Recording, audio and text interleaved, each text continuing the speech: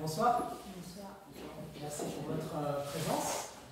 Comité restreint, mais tant mieux, parce qu'on va pouvoir, même si la table ronde, si vous souhaitez échanger de manière plus conviviale. Donc je me présente, je m'appelle Ashraf, je suis membre actif de l'association VSMF, de la spiritualité musulmane de France, qui avec, et on les remercie de passage à Croix, co-organise cet événement aujourd'hui. Je tiens à remercier d'ailleurs encore une fois Clotilde et toutes les équipes pour ce partenariat qui maintenant remonte au départ, à l'inauguration de cette belle exposition. Et ce partenariat très riche, et on s'est vraiment très épanouis dans cette aventure, on espère que ça va se poursuivre. Donc très brièvement pour le programme de ce soir, donc la table ronde. Et j'en profite pour remercier les intervenants qui se présenteront, qui seront présentés par notre animateur, pour leur temps, pour aussi leur énergie, leur déplacement, parce que certains viennent de Paris notamment. On remercie également le groupe Ensemble Bolda, qui est un groupe de chants soufis, de chants spirituels, qui va intervenir après la table ronde pour un mini-concert, on va dire, de 15 à 20 minutes. Et pour en revenir sur l'association VSMF, donc Valeurs Spiritualité Musulmane de France, qui est l'initiative d'un homme qui œuvre beaucoup pour la paix, pour le vivre ensemble, pour l'amour entre les hommes, avec un H majuscule, qui est le docteur Moulay Mounir Kadeli, qui est donc fondateur, entre autres, fondateur des rencontres spirituelles, des rencontres du soufisme mondial, des rencontres mondiales du soufisme, c'est mieux dans ce ordre, qui ont lieu tous les ans à Madar et qui regroupent plusieurs savants, plusieurs intervenants du monde entier qui mettent en avant la spiritualité musulmane au service de l'humanité. Donc Moulay Mounir a été également l'initiateur de VSMF en France, qui au départ est une association basée à Paris, mais qui par ses actions et par son envergure s'est vu se propager notamment ici à Nantes, mais aussi dans d'autres villes comme Marseille, Lyon, Toulouse, Strasbourg et autres. Et également en Europe, parce qu'on a des antennes VSMF au Portugal, notamment on va dire VSME, parce que c'est plus la France, c'est l'Europe, du coup, au Portugal, en Angleterre, en Espagne, en Italie, aux Pays-Bas, et j'en oublie certainement, en Suisse, Belgique notamment. Et l'objectif de cette association, c'est à travers des manifestations comme celle-ci, donc des débats, des conférences, des échanges, mais aussi des actions socio-culturelles, de mettre en avant, de promouvoir les valeurs de la spiritualité musulmane, qui pour nous sont essentielles pour nous épanouir nous en tant qu'êtres humains musulmans, mais également qui ne sont pas pour nous uniquement des valeurs liées à l'islam, mais des valeurs universelles. Et ces valeurs universelles sont à nos yeux primordiales pour le vivre ensemble, pour la paix, pour l'amour et le bel agir au sein de nos sociétés. Ce qui nous emmène aujourd'hui à cette table ronde. Lorsque nous, on a proposé cette thématique dans le cadre de cette exposition, on s'est dit que pour nous, les valeurs de la spiritualité musulmane et la citoyenneté, c'est quelque chose, pour nous, c'est une évidence. En fait, ça ne peut pas aller, l'un ne peut pas aller avec l'autre. Alors, d'un autre côté, nous, on a aussi pris conscience que, autant pour nous, c'est une évidence, autant pour certaines personnes, ça l'est moins, ou peut-être que certaines personnes se posent des questions par rapport à soi, et c'est complètement légitime entre le nombre d'informations qui circulent, tout le bruit qu'il y a autour de l'islam, de la citoyenneté, etc. Nous, on a voulu faire une pause et dire stop, on va s'arrêter, on va réfléchir là-dessus. On a voulu aussi inviter des personnes qui sont d'autres horizons, mais qui partagent aussi cet espoir et cette conviction qu'il est possible d'être un musulman et un très bon citoyen, et également un citoyen être un bon musulman. Et je ne vais pas en dire plus, je vais laisser, ils vont faire beaucoup mieux que moi, les intervenants ce soir, vous échanger avec vous ces idées-là à travers plusieurs thématiques, et je vais laisser donc la main à l'animateur, Amine, qui est membre actif de VSMF à Paris, vous introduire la table ronde, et je vous souhaite une excellente soirée. Merci. Merci Ashraf pour ton introduction. On va rentrer dans le vif du sujet du coup. Je vais commencer par présenter les intervenants qu'on a ce soir. On a le plaisir de recevoir du coup pour cette table ronde. Donc, je vais commencer par Clotilde, qui est directrice du Passage Sainte-Croix, historienne de l'art et co-commissaire de l'exposition Art de l'Islam à Nantes. Merci pour cette participation. J'ai à ma gauche aussi Karl Brozek, qui est professeur de philosophie au lycée, chroniqueur également sur France 3 Bretagne, où tu animes une rubrique philosophie sur cette même chaîne, et intervenant également en formation d'entreprise sur le thème de la confiance en soi. Merci Karl pour ta présence. J'ai à ma droite Mohamed Ibn Jamel, qui est chercheur en droit musulman et en soufisme, dans la vie de tous les jours consultant en finance, spécialisé sur la partie finance éthique et plus précisément sur la finance islamique. Et enfin, qui est membre de l'ensemble Safa, qui est un groupe de chants soufis européens. Et enfin, à ma droite, Yacine, qui est fondateur de la plateforme Art d'Orient, qui est une association qui a pour but de transmettre les valeurs et la diversité des arts en Orient, des arts d'Orient du coup, et qui est également chanteur, compositeur et oudiste. Oudiste, c'est le joueur de oud, pour plus de précision, voilà. Et qui, dans la vie de tous les jours, ça n'a rien à voir, on précise quand même, est chirurgien dentiste. Tu fais chanter les gens. Exactement. Donc, on va aborder dans cette table ronde plusieurs thématiques. On aura du coup différentes visions, une vision artistique, une vision plus en rapport avec la spiritualité musulmane, ton expérience aussi par rapport au passage Sainte-Croix, et enfin une vision un peu plus philosophique. Pour la première thématique, je me tourne vers Karl. Si tu pouvais nous en dire un peu plus sur cette notion de citoyenneté, l'origine un peu et l'histoire de cette notion. Voilà. Oui, bah, écoute, avec plaisir. Alors ce qu'on fait souvent en philosophie, c'est mon expérience de prof de philo qui parle, c'est qu'on aime bien resituer les choses, resituer les débats en partant de l'étymologie des mots.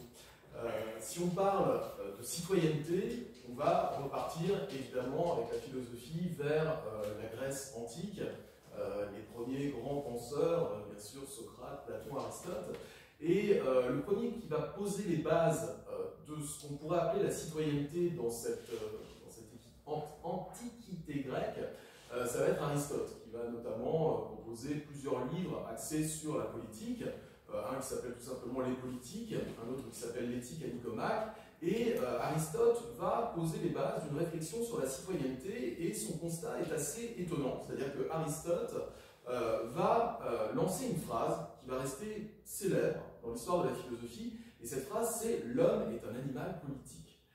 Que veut dire Aristote à travers cette phrase un peu bizarre, l'homme est un animal politique? Alors déjà, il ne faut pas entendre politique au sens actuel du terme. Ce n'est pas les gars en costard-cravate qui font des meetings à droite à gauche. Politique, à la base, ça vient du mot polis, P-O-L-I-S, qui veut dire la ville, la cité. C'est-à-dire que le fait d'être un animal politique entend le fait de vivre, de savoir vivre, de s'intégrer dans une cité. À l'époque, une cité, c'est un petit monde en soi. Par exemple, on ne dit pas les Grecs, on dit les Athéniens, on ne dit pas les Italiens, on dit les Romains. Et une ville est en soi-même un pays ou un monde à part entière. Et quand Aristote dit que l'homme est un animal politique, ce qu'il sous-entend par là, c'est que, assez bizarrement, il pense que nous, les êtres humains, nous sommes faits, nous sommes conçus, nous sommes fabriqués, c'est dans notre ADN, dans nos gènes, de vivre dans des systèmes hiérarchiques. C'est-à-dire que Aristote dit que la société s'organise selon un ordre qui est totalement naturel et qui correspond à notre ADN. Vous savez, c'est un petit peu comme dans les fourmilières ou dans les ruches. Quand vous voyez une ruche avec des abeilles, les petites abeilles, elles ne se posent pas la question de savoir alors, qui fait quel métier, comment on fait. Non, génétiquement, les abeilles savent dès l'origine quel est leur rôle dans la ruche. Les fourmis savent quel est leur rôle dans la fourmilière, les chefs, les sous-chefs. Et ça constitue des entités extrêmement organisées et très hiérarchisées. Bien, pour Aristote, chez l'être humain, c'est exactement la même chose. On n'est pas citoyen parce qu'on l'a calculé, parce qu'on l'a pensé, parce qu'on l'a réfléchi. Pour Aristote, on est citoyen parce que c'est dans notre ADN de l'être. Et notre place dans la société, elle va s'organiser de façon tout à fait naturelle. Cette parole d'Aristote, cette vision des choses par Aristote, va perdurer énormément dans le temps, dans l'Antiquité tardive, au Moyen-Âge, aussi bien dans le monde occidental que dans le monde arabe, puis le monde arabo-musulman, puisqu'il faut dire que Aristote, que ce soit chez les Occidentaux ou dans le monde arabo-musulman, c'est le penseur qu'on va retenir, c'est le penseur de base, qu'on n'a pas le droit de remettre en question, il y a une espèce comme ça de dogme aristotélicien qui va être très très fort. Il va falloir attendre le XVIIe siècle quand même, c'est quand même très très tard dans l'histoire, pour que il se passe un vrai basculement dans l'histoire des idées. Il va y avoir une toute nouvelle idée qui va naître, et qui aujourd'hui est plutôt à l'ordre du jour chez nous, c'est l'idée de contrat social. C'est-à-dire que des penseurs comme Thomas Hobbes en Angleterre ou Jean-Jacques Rousseau en France vont nous dire, en fait, non, il n'y a rien de naturel dans nos comportements citoyens. Absolument rien de naturel.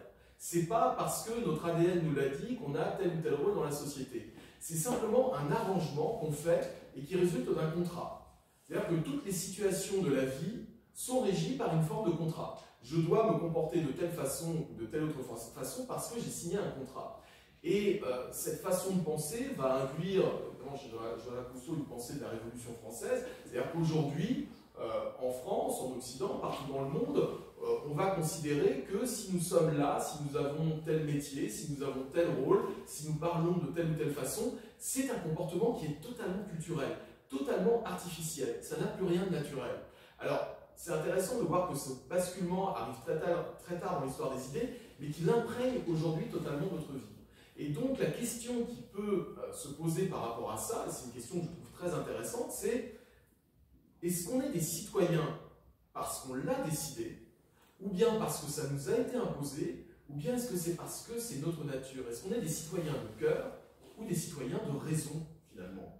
Et moi, souvent, quand j'adopte un certain comportement en société, je me demande si ce qui me guide vient de ma nature ou vient de ma raison. Exemple simple, tout à l'heure, je ne sais pas pour vous, mais quand je suis rentré dans le passage Sainte-Croix et qu'on ne porte plus le masque, alors qu'on l'a porté pendant 2 ans, ça m'a fait bizarre. J'ai eu une espèce de fond de culpabilité en me disant je ne garde pas, comment ça se passe, etc. Et du coup, je me suis interrogé, cette espèce de sentiment de culpabilité, est-ce qu'il m'a été inculqué par la société, ou est-ce que ce sentiment de culpabilité est naturel chez moi? Est-ce que je veux porter le masque parce que naturellement, j'ai pas envie de contaminer les gens, ou est-ce que je porte le masque parce que la société me l'a imposé, parce que le gouvernement français a dit à un moment donné, vous portez tous le masque, et si vous ne le faites pas, vous aurez une amende. Et la plupart de nos comportements au quotidien peuvent s'articuler autour de cette question-là. La citoyenneté, tu parlais tout à l'heure, Achraf, de l'amour des autres. Est-ce que c'est un amour qui nous vient du cœur ou est-ce que c'est un amour qui résulte d'un calcul de la raison? Voilà, véritable question, je la pose là, et puis on peut pourquoi pas en discuter. C'est parfait pour la transition, du coup. Parce que je me tourne vers moi-même. Pour la partie justement pour rentrer dans le sujet de l'islam et comprendre un petit peu l'histoire, parce qu'on a parlé de définition, histoire, un peu définition philosophique de la citoyenneté. Qu'en est-il au regard de l'islam et de l'histoire plus précisément dans la spiritualité musulmane concernant la citoyenneté? Tout d'abord, merci énormément de votre invitation. Je suis très honoré d'être là. Sachant que j'étais là il y a 1 mois et demi pour le concert d'inauguration d'Islam. Et ça me fait plaisir de revenir. Merci. Alors, par rapport à la vision, ou si je peux dire, au paradigme dans lequel se place la citoyenneté dans l'islam. Alors, tout à l'heure, Karl, tu disais effectivement qu'on a un héritage de l'époque gréco-romaine, et on en a parlé. Parmi les choses qu'on a héritées, c'est qu'on confond quelque part, très souvent, citoyenneté et nationalité. Donc, on peut confondre et on le confond. Alors, quand je donne la définition, j'ai trouvé la définition officielle sur vie publique. Citoyenneté, ça veut dire quoi citoyenneté? Enfin, en France, sont citoyens français les personnes ayant la nationalité française et jouissant de leurs droits civils et politiques. Alors, selon l'islam, la citoyenneté, évidemment, elle dépasse le cadre national. On ne confond pas citoyenneté et nationalisme ou nationalité. La citoyenneté, elle est plus, c'est un acte d'engagement en vertu d'un pacte social, d'un pacte moral qui régit les relations entre les individus vivant ensemble dans une collectivité, dans une cité, dans un État. Et pour preuve, le prophète paix salut sur lui, donc lui c'est un Mécois, à un certain moment il a dû quitter la Mecque, et puis donc il a fait ce qu'on appelle l'émigration vers Médine. Et bien à Médine, il s'est considéré comme un Médinois, et en vertu d'un pacte très connu, très célèbre qu'on appelle le pacte de Médine, il a réussi à régir des relations contractuelles, des relations entre musulmans et juifs, entre non-croyants aussi, lesquelles relations étaient bien stipulées dans un pacte qui a été codifié et documenté, qu'on appelle le pacte de Médine, Wathiqatul Medina, et qui existe encore de nos jours. Si je vous lis quelques clauses de ce pacte-là,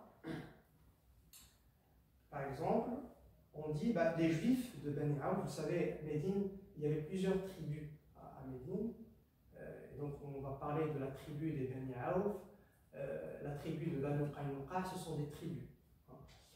Et donc, une des clauses, par exemple, on dit les Juifs de Bani Aouf, c'est une tribu, les Juifs de Bani Aouf seront traités comme une seule communauté avec les croyants musulmans. Les Juifs ont leur religion, cela s'appliquera également à leurs affranchis. L'exception seront ceux qui agissent injustement et qui sont pécheurs. Ceux qui sont en alliance avec les Juifs recevront le même traitement que les Juifs. Puis aussi, on dit que si un mal atteint quelqu'un, quelle que soit sa religion, tout le monde se mettra à sa défense. Donc là, on voit que le prophète, paix et salut sur lui, malgré son appartenance, son attachement indéfectible à sa ville, à sa cité natale, qui est la Mecque, une fois qu'il a été à Médine, il s'est considéré comme un citoyen qui, à part entière, et puis qui a réussi à régir des relations en vertu d'un pacte qu'on appelle pacte de Médine, lequel pacte, c'était le socle sur la base duquel on a régi des relations finalement entre croyants et non-croyants. Tout ça, c'est pour dire que l'idée aussi de dire qu'on n'est pas citoyen, que par nature, c'est arrivé avant le XVIIe siècle, puisque le prophète, paix et salut sur lui, en vertu de ce pacte-là, d'ailleurs on l'appelle la première constitution de l'histoire, c'est le pacte de Médine. Donc c'est finalement, il a codifié et il a régi le statut de citoyen.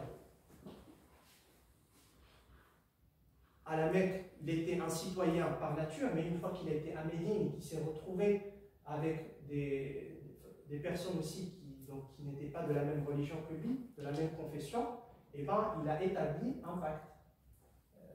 Du coup, peut-être là, on est passé à un autre cadre, un autre paradigme de la citoyenneté.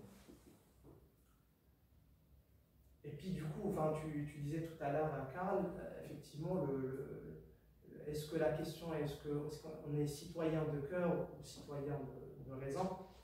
Et là, je pense qu'on peut en parler pendant des heures et des heures.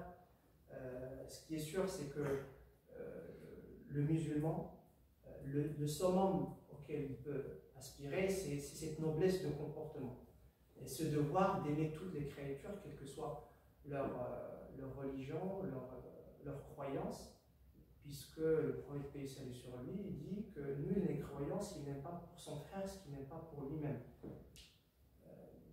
Donc ça définit même la foi et ça définit la croyance. Et quand on dit la fraternité, c'est une fraternité au sens religieux du terme, et puis ici une fraternité adamique. Toutes les créatures, finalement la descendance d'Adam. On est tous des frères en vertu de ce lien. Et puis là, du moment où on se considère comme des frères et des sœurs, eh ben on se doit d'aimer l'autre, quelle que soit son opinion finalement.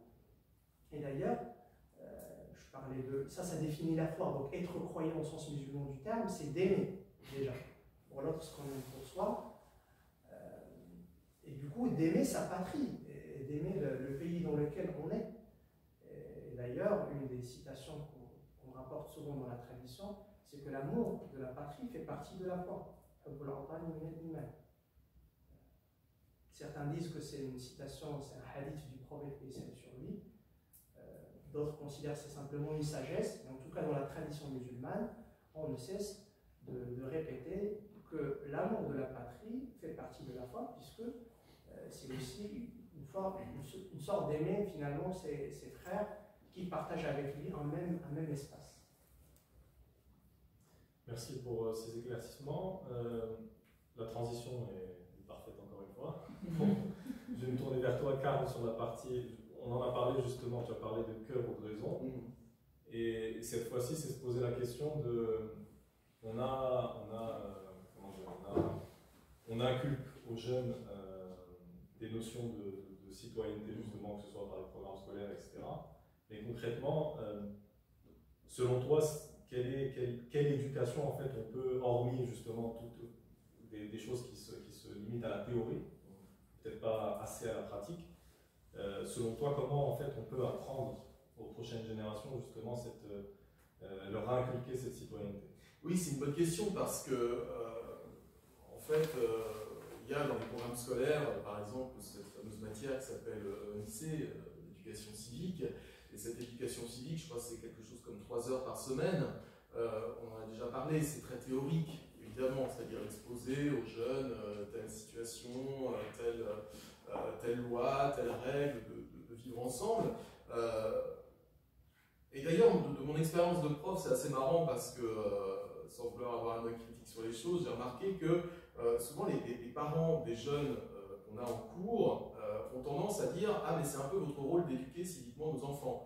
Et ce à quoi nous, en tant que prof, on répond « Mais est-ce que c'est pas plutôt aux parents d'éduquer ». Donc on a un peu l'impression que c'est la patate chaude, c'est-à-dire qui s'occupe de ça, et on a un peu l'impression que c'est embarrassant pour tous. Moi j'ai envie de dire, il y a une troisième voie qui peut être intéressante, c'est la voie de l'imprégnation.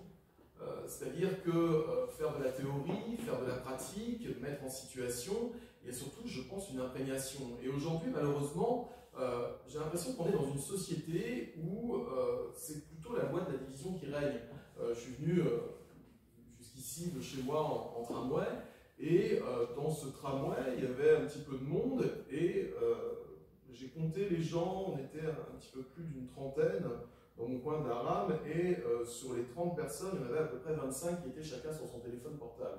Je ne vais pas vous mentir, moi aussi j'ai fait un podcast sur mon téléphone portable, et je me suis dit c'est quand même intéressant de voir qu'on est dans une société qui nous incite à de plus en plus avoir un comportement de respect et surtout de reconnaissance envers les autres, et qui en même temps nous donne tous les gadgets possibles et imaginables pour se retrancher dans un monde avec des amitiés virtuelles. Et on se rend compte que ce soit sur les réseaux sociaux, sur les forums, sur les Twitter, YouTube, que sais-je, on a un phénomène qu'on appelle le phénomène de communauté, c'est-à-dire que les gens se rassemblent en communauté. Alors, on pourrait se dire effectivement c'est le lieu où jamais du respect, mais souvent ces communautés consistent à lancer une phrase ou ce qu'on appelle une punchline, et puis de se critiquer ouvertement les uns les autres. Tu parles mal, tes idées sont mauvaises, tu es nul, etc. Et finalement c'est une source de discorde, c'est-à-dire que les gens se retranchent dans un monde virtuel où on est encore moins poli et attentif à l'autre que dans la vraie vie. Donc voilà, ça part un peu dans tous les sens, et je pense que pour les gamins qui grandissent au milieu de tout ça, le fait de se retrancher dans ce monde virtuel où il n'y a pas plus de politesse, vous savez, le mot politesse vient aussi du mot polis, P-O-L-I-S, la ville, la cité, qui renvoie effectivement au vivre ensemble, ça part encore plus dans tous les sens, et ça donne de moins en moins de repères, quoi, finalement, pour ces jeunes qui sont sur ce type de comportement. Donc aujourd'hui, effectivement, qu'est-ce qui pourrait rassembler finalement? Qu'est-ce qui pourrait opérer une reconnaissance des autres? Alors, avec le mot police, on peut faire aussi le mot politesse. Vous savez que c'est le grand anthropologue Claude Lévi-Strauss qui dit, donc Claude Lévi-Strauss, il a couvert tout le XXe siècle, il a voyagé à travers le monde entier, il est allé à la rencontre de civilisations très différentes les unes des autres, et une des observations de Claude Lévi-Strauss, c'était de dire, quelle que soit la civilisation dans laquelle vous êtes, on a toujours l'impression que la politesse, c'est quelque chose qui est un peu en plus, quoi. C'est-à-dire, finalement, qu'on soit poli ou pas, ça ne va pas bouleverser l'ordre de la cité, ça ne va pas bouleverser l'ordre du pays. Et en fait, le Lévi-Strauss dit non, c'est ça qui fait tenir ensemble une civilisation. C'est le fait que la politique ne parte pas d'au-dessus de nous, mais que la politique parte de chacun de nous, que le vivre ensemble parte dans chacun d'entre nous. Nous sommes des individus libres. Je suis libre de fermer la porte derrière moi ou de la tenir ouverte pour la personne qui est derrière moi. Mais une grande liberté implique une grande responsabilité. Et en fait, chaque fois que je tiens ou je ne tiens pas la porte à la personne derrière moi, que je dis bonjour quand je rentre dans un commerce, en fait, j'ai une responsabilité énorme sur le dos. C'est la responsabilité de ce qu'on appelle la dignité humaine. La dignité, et c'est le philosophe Kant qui en parle très bien, la dignité, ça consiste, selon Kant, à considérer les autres non pas comme des moyens, mais comme des fins. C'est-à-dire que l'autre n'est pas un outil au service de mon intérêt, l'autre est un alter ego. C'est-à-dire qu'il n'est pas à mon service, je ne suis pas à son service, on n'est pas au service les uns des autres, nous sommes des êtres humains qui doivent avant tout se reconnaître en tant qu'être humain. Et reconnaître l'autre en tant qu'être humain, ça n'a l'air de rien comme ça, mais en fait c'est très difficile, c'est très compliqué, et ça l'est de plus en plus. Donc le fait de nous isoler dans nos mondes virtuels, de mettre nos écouteurs, ou de se retrancher dans nos jeux, je sais que ma fille en ce moment elle est sur Call of Duty, elle passe ses journées là-dessus, donc on a vraiment fait la guerre. Ça me change beaucoup du monde actuel. Voilà, c'est très ennuyeux, c'est très embêtant parce qu'on est dans des sociétés hyper consommatrices où on nous vend tout pour nous isoler les uns des autres, tout en nous disant acceptez-vous, reconnaissez-vous les uns des autres. Donc je pense que tout part de cette reconnaissance, de cette forme de dignité humaine, de développer un rapport d'altérité. C'est l'altérité, alter ego. L'autre est mon alter ego, il n'est pas un outil à mon service ou quelqu'un que je peux ignorer finalement à loisir. Et ça, est-ce qu'on l'apprend aujourd'hui dans les cours de lycée? Je ne sais pas. Vous l'apprenez, j'espère en fait. Oui, j'essaye, je tente. C'est vrai. En fait, Yacine est un ancien élève, quelques années. Très bien, merci Karl. Ça me fait penser à deux choses en fait. Ça me fait penser à la parole que je citais tout à l'heure, c'est, tu disais, vous n'atteindrez la foi que lorsque vous aimerez pour votre frère ce que vous aimez pour vous. Donc ça me fait penser donc, premièrement à l'amour, c'est-à-dire concrètement ce que tu peux nous expliquer dans l'islam justement cette notion d'amour, comment elle se matérialise dans la spiritualité musulmane.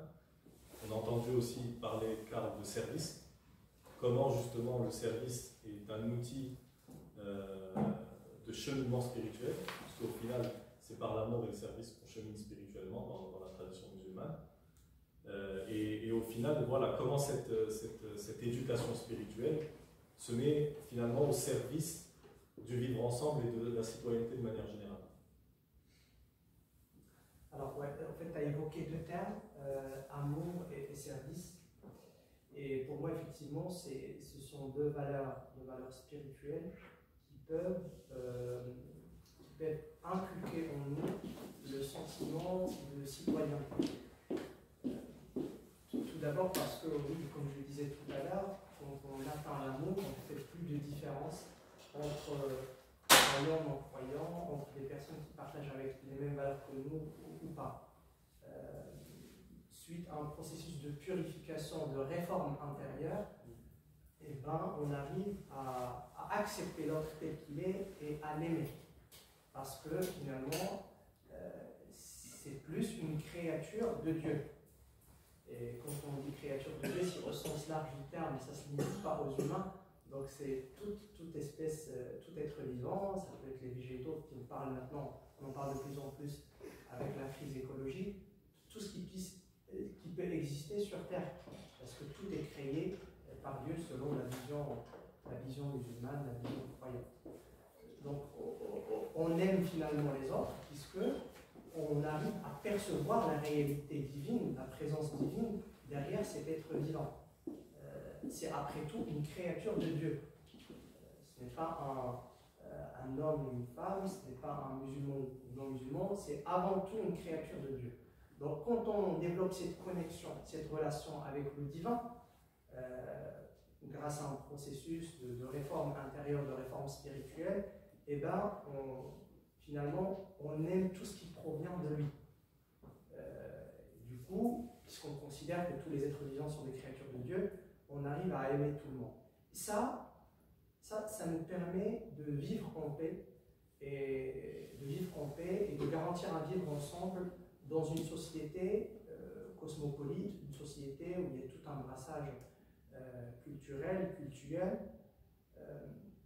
Et voilà, ça peut favoriser, ça peut participer à renforcer notre sentiment de citoyen. Je me permets de rebondir sur ce que tu dis, si tu veux me permettre. C'est un échange. Oui, tout à fait. Et ce que tu dis, ça me fait énormément penser à la philosophie stoïcienne. La philosophie stoïcienne, c'est une philosophie qui a énormément essaimé aussi au niveau des idées et qui a beaucoup influencé notamment le bouddhisme. Il y a une théorie chez les stoïciens qui ressemble beaucoup à ce que tu dis, c'est ce qu'on appelle la théorie des cercles concentriques. C'est-à-dire qu'un stoïcien va vous dire je ne peux pas accepter l'autre en tant que mon égal ou que créature de Dieu si je ne m'accepte pas moi-même. C'est-à-dire qu'en fait, les cercles doivent de plus en plus partir de moi-même et se répandre à travers le monde entier. Il y a une idée de cosmopolitisme qui part de là, mais le problème, c'est que, enfin le problème, la question, c'est que je ne peux pas concevoir un être humain qui vit à l'autre bout du monde, ou vous qui êtes juste autour de moi, si moi je ne me suis pas accepté. Et ça me fait penser quand tu parles de réforme intérieure. C'est-à-dire qu'il faut savoir aussi changer son regard sur soi-même et savoir s'accepter pour pouvoir accepter les autres. Et à notre époque, il y a aussi beaucoup de crises d'identité. Les gens ne savent plus trop qui ils sont, ce qu'ils font. La société avance vite et puis il y a toujours cet univers virtuel qui nous accompagne sans arrêt. Et c'est vrai que la question est là, quoi. C'est-à-dire la réforme intérieure peut produire une réforme extérieure. Changer le monde, c'est d'abord se changer soi-même, et ça correspond à ça. C'est ça que je me suis permis de non, c'est clairement, parce que de toute façon, on a tous un ego qui est en nous, cette entité abstraite qui nous instille les mauvaises pensées et qui nous suggère le mal. Et ben, réformer son intériorité, c'est parvenir finalement à dépasser cet ego et accepter l'autre tel qu'il est. Et aussi accepter de le servir. Tout à l'heure, quand tu disais, Karl, servir l'autre, moi je vois dans le service aussi une valeur spirituelle, mais c'est un service qui provient plus d'un sentiment d'amour, en fait. C'est une résultante d'amour. On se sert, c'est pas parce que l'un est supérieur à l'autre, en fait, on se sert parce qu'on s'aime et parce qu'on travaille tous en vue d'un objectif commun. La cité, dans une cité, on a tous un objectif commun, c'est de développer la cité, de garantir un bien-être à tout le monde, un essor économique, un bien-être moral, et puis du coup on a tous un objectif commun, donc on doit concourir tous à cet objectif, on doit se servir, et selon la vision musulmane, ça définit même ce que c'est que les meilleures créatures, comme dit le prophète paix et salut sur lui, sont celles qui sont les plus utiles aux autres. Le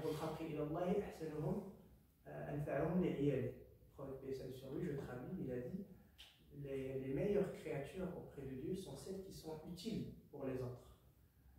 Donc on est utile pour les autres, donc on se met au service.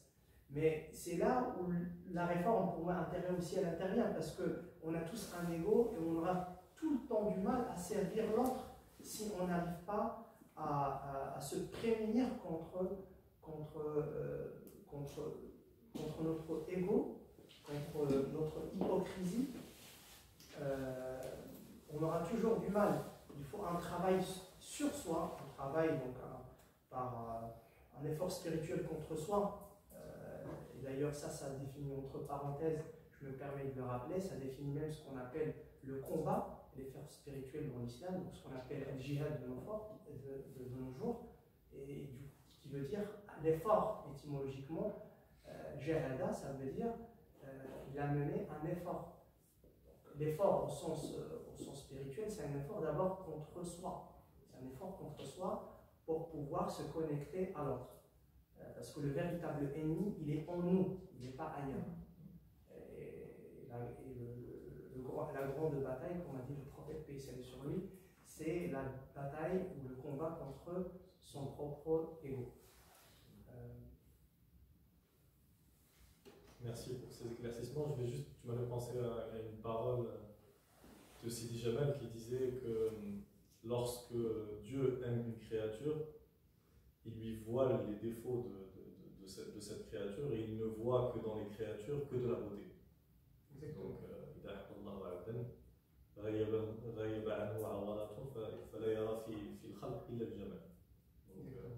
Donc il y a tout le temps cette notion de... En fait, tu l'as très bien expliqué, c'est un processus. C'est un processus de transformation spirituelle. Et ce qui est très intéressant, c'est qu'on retrouve ces racines-là dans toutes les traditions. En fait, René Guénon en parle très bien justement. C'est qu'on a la même source et que la finalité justement, c'est, et tu l'as très bien dit, c'est qu'il y a un reflet en fait, il y a un lien direct entre l'état intérieur et l'état extérieur. En fait, l'état extérieur de la Terre, n'est rien d'autre que en fait, nos états intérieurs actuels. Donc au final, lorsqu'on se concentre, et Gandhi le disait aussi, lorsqu'on se concentre sur son intérieur, on a un impact sur l'extérieur. Mais il faut se concentrer uniquement, comme tu l'as dit, sur son ego, pas sur les défauts des autres, pas sur les suffisances des autres, etc. Je me tourne vers Clotilde, du coup, sur cette partie éducation et ton expérience justement au passage Sainte-Croix. Qu'est-ce que tu pourrais nous dire justement sur le rôle de cette institution? Est-ce que ça inculque justement à cette jeunesse en termes de citoyenneté? Je voudrais un petit peu revenir sur la notion de cadre et cette notion de rencontre.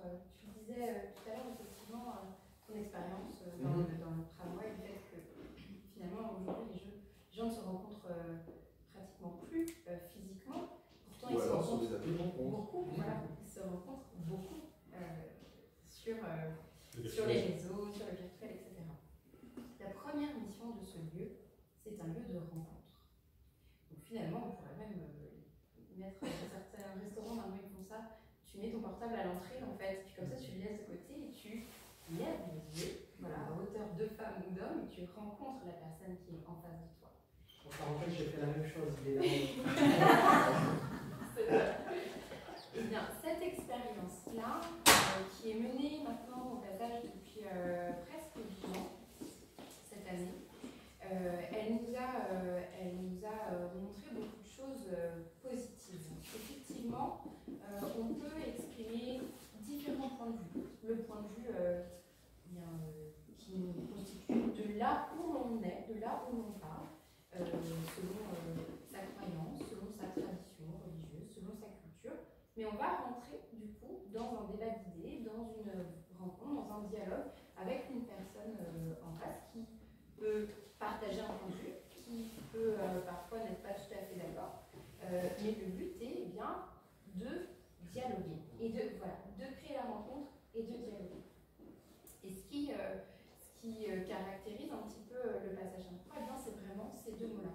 Avant même d'organiser une exposition, avant même d'organiser une programmation culturelle, c'est vraiment ce qui anime l'association qui gère ce lieu. Ça veut dire quoi? C'est concrètement, ça veut dire qu'on n'organise jamais une exposition pour le plaisir d'exposer de très beaux objets. Si on organise une exposition, c'est qu'elle a derrière un sens qui va permettre de créer un support pour échanger, dialoguer, créer une rencontre. Donc voilà, c'est vraiment une manière de travailler qui est un peu spécifique à ce lieu, qui est assez atypique aussi et qui lui est propre. Et puis, pour répondre à votre question plutôt sur la jeunesse, à chacun de nos événements, notamment sur les expositions, on accueille des scolaires.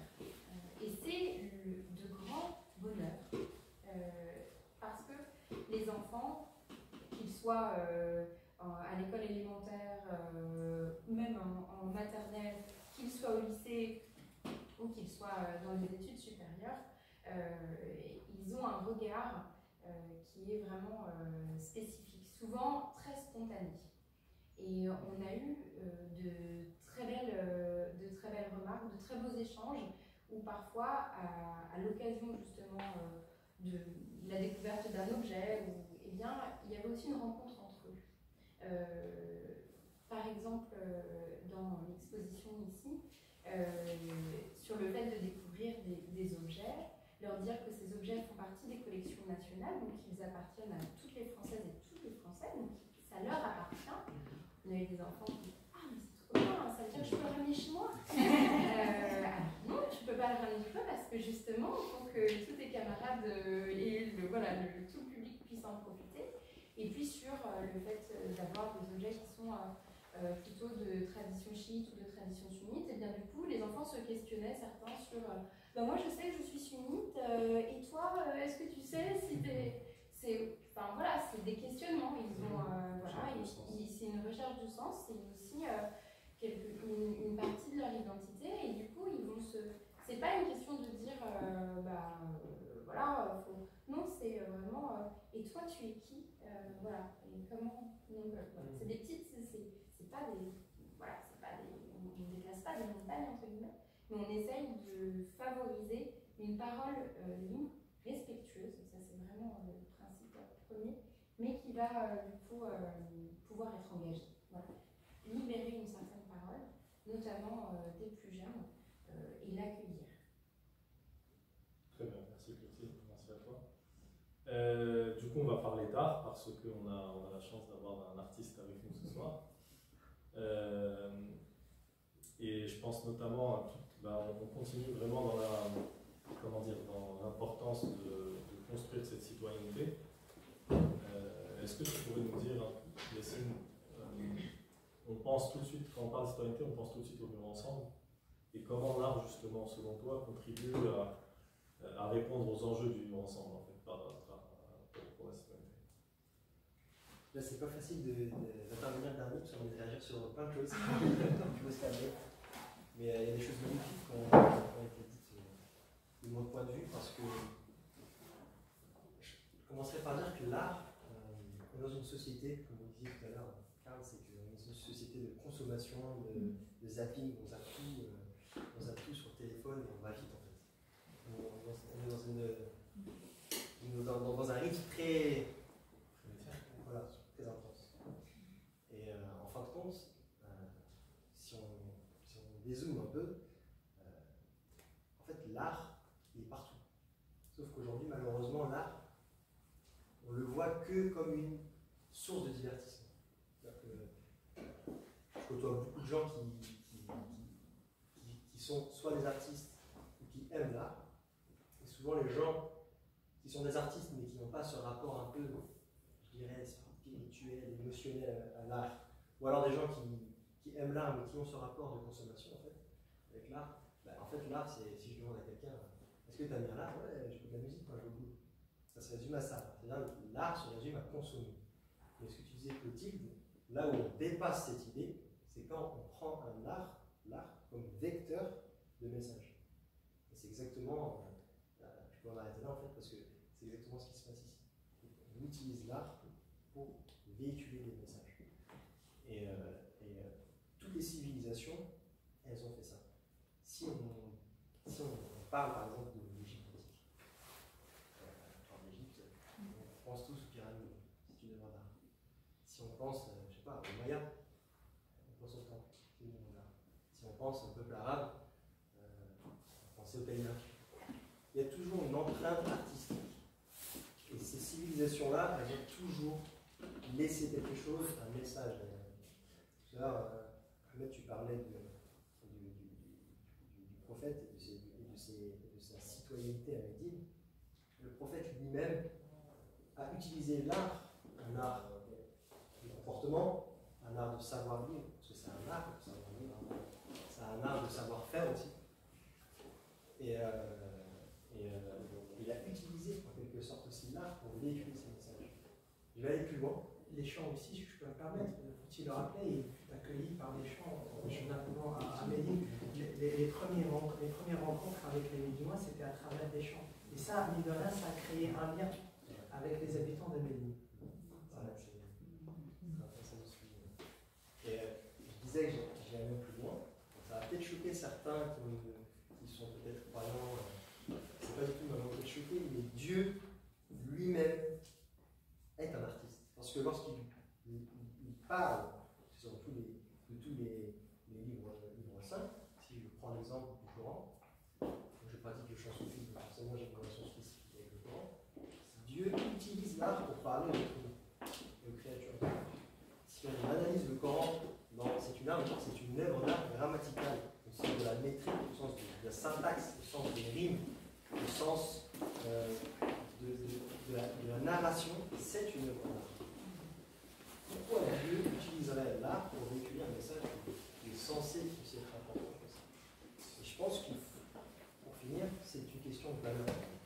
Qu'est-ce qu'on met derrière les choses? Vous le disiez tout à l'heure, qu'est-ce qu'on met derrière cette matière d'éducation civique?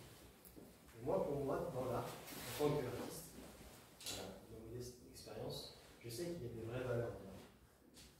Autant au sens théorique, mais pratique aussi. L'art, j'en ai noté quelques-unes là, aux enfants, on vous demandait tout à l'heure comment inculquer ça aux enfants. Moi, je suis pour dire qu'il faut apprendre aux enfants et aux jeunes à vivre l'art, pas à faire de l'art. Faire de l'art, ça veut dire je le fais, je suis dans l'extérieur. Non, le vivre.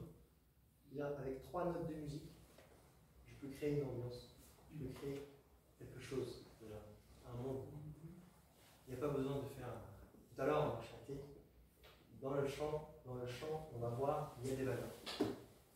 Lorsque mon voisin fait un solo, je réduis, je le suis dans son rythme, je m'imprègne de lui. Il y a quoi d'autre? Le fait d'être humble, le fait d'être discipliné aussi, le fait d'être humble. Si on va apprendre un instrument, il faut être humble. Il va prendre du temps, il va falloir développer sa dextérité. Tout ça, ce sont des valeurs qu'on peut utiliser pour transmettre ça aux jeunes, aux enfants, mais à toute la société. Pour finir, je dirais qu'en fait, l'art, ça enseigne la liberté du corps, de l'esprit, ça enseigne aussi la liberté émotionnelle. Parce que, peut-être alors qu'on est des êtres humains, un animal politique, disait Aristote, si je ne me trompe pas, mais on est aussi des animaux émotionnels. Moi aussi, j'ai ma version. Des animaux émotionnels, on vit à travers les émotions. Et l'art, c'est une des choses qui touche directement l'émotion. Avec 2-3 notes, ou avec un tableau, ou alors peut-être avec les objets qu'il y a là-bas, on peut créer une émotion. Et une émotion, c'est un monde. Et avec ça, on peut faire beaucoup. Et il ne faut pas tomber dans le piège de voir l'art comme un divertissement, comme le fait plaisir. Oui, il y a ce côté divertissant, c'est vrai, on va pas le dire. Mais moi, je trouve ça, en tout cas, pour finir, très beau. Par exemple, Clotilde précise, c'est très bien d'avoir précisé ça. Et tout ça, c'est pas juste pour dire qu'on a fait l'exposition. Et il y avait Aline, il y avait Clotilde, et voilà, et maintenant c'est terminé, le 17-21 mars, c'est terminé le 17 mars. Et c'est bon. Et on a les photos, on va mettre sur Facebook, et des valeurs. Et comme ce qu'on a fait ce soir, c'est ça. On essaie à notre niveau de transmettre la Merci. C'est trouver du sens dans ce qu'on fait et faire des actions qui sont imprégnées par un esprit. Ça me fait penser à une parole aussi sur la notion d'intention qu'on n'a peut-être pas abordée ce soir. C'est que toutes les actions, en fait, comment dire, les actions n'ont de valeur que si derrière il y a une bonne intention, en fait. Donc si mon intention, justement, c'est de transmettre, c'est d'être au service, etc., mon action aura beaucoup plus d'impact que si je fais quelque chose pour mon ego, pour moi, etc., etc. Karl, peut-être veux-tu ajouter quelque chose suite à... J'ai beaucoup aimé ce qu'a dit Yacine, c'était très beau, au-delà du sens. Et quand tu parles d'art, Yacine, moi ça me rappelle le fait que, on voit pas mal ça en philosophie, le fait qu'assez étrangement, pendant très longtemps, le terme d'art voulait dire aussi technique. C'est-à-dire qu'en fait, quand on dit art en français, ça a deux origines, ars en latin et techné en grec. C'est-à-dire que pour faire de l'art, il faut savoir construire. Mais construire, j'ai envie de dire, c'est une construction qui pourrait être de l'ordre de l'inné, qui viendrait du cœur. On n'a pas besoin d'avoir toute une technique musicale pour être emporté par la beauté d'un chant, pour être emporté. D'ailleurs, l'art est souvent considéré comme une sorte de langage universel. Je prends l'exemple d'un film que j'adore, qui est le film Rencontre du troisième type de Steven Spielberg. Il y en a peut-être parmi vous qui l'ont vu, c'est un des premiers films de Spielberg, où pour pouvoir communiquer avec une intelligence extraterrestre qui vient de très loin, ils utilisent la musique. C'est-à-dire qu'il y a un motif musical qui se renvoie les uns les autres. Et ça veut dire qu'en fait, l'art va être quelque chose qui va transcender totalement les conceptions qu'on peut avoir, les conceptions un peu construites que la société nous donne. Et donc, cette espèce de transcendance qui est non réfléchi, qui va venir purement du cœur, va nous en dire long, effectivement, sur cette espèce d'ambiguïté de l'art qui a besoin de technique pour être exécuté. Tu joues de l'oud, et je suppose que tu as dû apprendre une certaine technique, Yacine, pour pouvoir jouer de l'oud. Mais moi, quand je t'écoute jouer de l'oud, je m'en fiche de ta technique. Tu as pu travailler pendant 6 mois, 1 an, 10 ans peut-être, mais moi, ce que je perçois, c'est juste la beauté. Je ne me dis pas, ah tiens, quelle technique intéressante, sauf si j'étais musicien. Je me dirais, tiens, comment est-ce qu'il se positionne, sur quelle clé il est, etc. Souvent, je suis désolé. Oui, non, mais je t'en prie. Vous pouvez demander vraiment à tous les styles musicaux, ce sont les phrases et les compositions les plus simples qui plaisent le plus. Ah oui, d'accord. À chaque fois qu'il y a beaucoup de techniques, quelque part c'est beau, c'est de la virtuosité, c'est bien, mais c'est pour les musiciens. Dans un album, par exemple, il va y avoir 1 ou 2 morceaux où il y a de la virtuosité, mais on sait très bien qu'ils ne vont pas. Ça va être plus catchy, quoi, comme on dit. Ils ne vont pas être écoutés. Donc c'est quand c'est le plus simple que ça touche le plus. Ouais, donc on en revient à une forme d'universalisme. Et l'universalisme, le mot universel me fait penser à des termes comme Déclaration universelle des droits de l'homme. C'est quelque chose qui est censé toucher tout le monde à travers le globe, qui est censé transcender, encore une fois. Donc est-ce que l'art pourrait être quelque part la clé pour faire passer, pour être vecteur d'idées? On sait aussi par exemple dans l'apprentissage des tout petits, les enfants, ce qui intéresse les enfants, par exemple dans un livre d'images ou quelque chose, c'est forcément ce qu'on appelle en philosophie le choc esthétique. C'est pas finalement le sens de l'histoire qui va toucher le petit enfant, c'est les jolies couleurs, les jolies histoires, les jolies formes, mais il y a moyen de faire passer des messages à travers ça. Et les messages ne sont pas forcément des messages conscients, mais aussi des messages inconscients qui parlent effectivement au cœur, à l'esthétique pure et simple de ce qu'on peut lire, de ce qu'on peut voir, de ce qu'on peut toucher, de ce qu'on peut entendre. Donc finalement, cette espèce de simplicité totale de l'art pourrait être un vecteur effectivement pour une citoyenneté complète, totale, sans passer par le concept. Et c'est vrai qu'il y a une grande différence, souvent la principale différence entre la philosophie occidentale et la philosophie orientale, c'est que la philosophie occidentale a toujours besoin de concepts. Ouvrez un livre de philosophie, qu'il s'agisse de Descartes, qu'il s'agisse de n'importe quel philosophe, c'est très lourd, c'est très chargé de concepts. Si vous loupez un concept, vous loupez la phrase, vous loupez la page, et puis vous ne comprenez rien au chapitre. La philosophie orientale, les grandes philosophies orientales, passent énormément par un type de méditation qui est une méditation sans concept. Et est-ce que le message passe mieux à travers cette méditation sans concept? En tout cas, il y a sans doute une forme de durabilité qui va se passer, qui va s'opérer.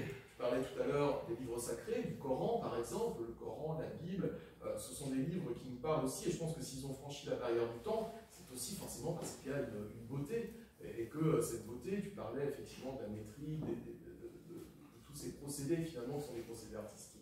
Peut-être que le Coran ou la Bible nous touche autant que peut nous toucher Shakespeare ou des histoires de l'Antiquité, des histoires du Moyen-Âge. Donc voilà peut-être la clé des choses, ouais, un véritable vecteur. L'art transporte des idées et l'art transporte la citoyenneté. Vous avez dit un mot qui vraiment résume tout, c'est le mot beauté. Jamais en arabe c'est beauté. Et on a un adage soufi qui dit, c'est un soufi de la tradition musulmane en général, c'est Dieu est beau et il aime la beauté. Et on dit même que les maîtres spirituels, ils enseignent leur art spirituel avec la beauté. Sans beauté, le disciple il ne peut pas. Il faut qu'il y ait de la beauté. Et la beauté, elle est dans le comportement, elle est dans la relation à l'autre, elle est même dans le regard. Et c'est grâce à ça, il y a même des maîtres spirituels, des soufis, qui pardon. Mais c'est juste la beauté, tout passe. Et la musique, c'est pareil, juste avec un peu de beauté. C'est pas la beauté technique, c'est la beauté qu'on va trouver dans la nature, par exemple. Quelque chose de simple, pur et simple, qui va rentrer directement dans Je sais que tu vas sans doute être content, Yacine, mais j'ai une petite pensée pour toi, parce que souvent quand je fais cours, je parle à mes élèves de ce concept très fort dans le soufisme qui est le bel agir. Et là, on retrouve complètement ça, c'est-à-dire qu'on ne parle pas de bien agir, on ne parle pas d'agir pour le bien, pour le bon, on parle du bel agir, c'est agir avec beauté aussi. envers l'autre. Et moi j'adore ce truc, j'adore ce concept, et du coup je le dis souvent à mes élèves avec toujours une petite pensée pour toi, quoi, tu vois. Et ce bel agir, c'est vrai qu'on pourrait aussi en parler, parce que agir bien, c'est agir avec beauté. On parle souvent aussi quand on dit pour la beauté du geste. Un geste gratuit ou un sourire de rien. Et qui a dit la beauté sauvera le monde? Je me rappelle plus qui a dit ça. Bonne question, c'est pas égal, c'est peut-être Nietzsche, non je sais pas, à vérifier, mais c'est vrai que ouais, c'est ça, la beauté sauvera le monde. Ouais. Donc il y a une conception morale de la beauté. La beauté c'est la morale, la morale c'est la beauté. On va vous laisser là-dessus. Non, enfin, ça m'a fait réagir. Je pense qu'on va réagir à chaque fois. Et ça va compliquer ta tâche d'animateur. Non, en fait, ouais, tout à l'heure, effectivement, tu disais, Karl, à juste titre, que dans le soufisme, on parle de l'agir, mais parce que le soufisme lui-même, quand il se définit, une des définitions qu'on donne au soufisme, c'est l'excellence. L'excellence. Comment exceller dans le comportement, comment exceller dans sa manière de vivre, sa manière d'être finalement. Et quand le prophète, paix et salut sur lui, nous définit l'excellence, bah, il est défini par ce qui peut nous amener à atteindre cette excellence, par les raisons finalement qui conduisent à atteindre cette excellence. C'est le fait de pouvoir percevoir la réalité divine et d'être présent en permanence avec le divin. Parce qu'à chaque fois qu'on a le sentiment d'être observé par Dieu et d'être présent avec Dieu, on ne peut agir que d'une manière excellente. Sauf que la beauté, et ça me fait penser à ce que tu disais tout à l'heure, Yacine, la beauté, effectivement, personne ne peut être indifférent à la beauté. Ça fait réagir, ça touche à nos émotions, à notre cœur. Sauf que le constat de nos jours, c'est qu'on utilise l'art et la beauté pas pour transmettre un message. Tu l'as dit tout à l'heure, les jeunes te disent j'écoute la musique, mais il n'y a pas de sens derrière. Même il faut qu'on ait tous une résolution, je pense, une résolution de faire de l'art, exactement comme tu l'as dit, un vecteur de transmission de valeurs et de messages nobles. Ce qui n'est pas toujours le cas, parce qu'un des défis de la société moderne, par opposition à une société traditionnelle, c'est de dire que l'action, quelle qu'elle soit, elle est purement extérieure. Il n'y a pas de sens du fait de cette scission entre l'esprit et la matière. L'action, elle est vide, dénaturée, vide de tout sens, et elle devient, comme a dit René Guénon, tu l'as cité tout à l'heure, elle devient comme une espèce d'agitation aussi vaine que stérile, comme il l'a dit, dans sa crise du monde moderne, parce que l'action, elle est purement tournée vers l'extérieur, on ne pénètre pas au sens des choses. Et ça, je pense, c'est un des grands défis de nos jours, c'est de pouvoir redonner à l'art sa dimension, c'est son rôle principal, qui est de transmettre ce rôle-là qui a été perdu avec ce qu'on appelle le modernisme, où on a considéré que le beau ne peut être utilisé que pour la beauté, pas pour transmettre autre chose. Comme disait Charles Baudelaire notamment, on utilise le beau que pour le beau, pas pour transmettre autre chose. Alors que dans la vision traditionnelle, la vision musulmane, chrétienne, c'est que finalement l'art et toutes les sciences forcément sont liées à un même principe supérieur, et du coup on ne peut véhiculer que ce qui procède finalement de ce principe divin supérieur et de tout ce qui est noble finalement. Alors, ça m'a fait simplement réagir et je voulais rebondir là-dessus. C'est le défi de nos jours, c'est de pouvoir redonner du sens à tout ce qu'on fait. Art, science, c'est vraiment un des défis de nos jours.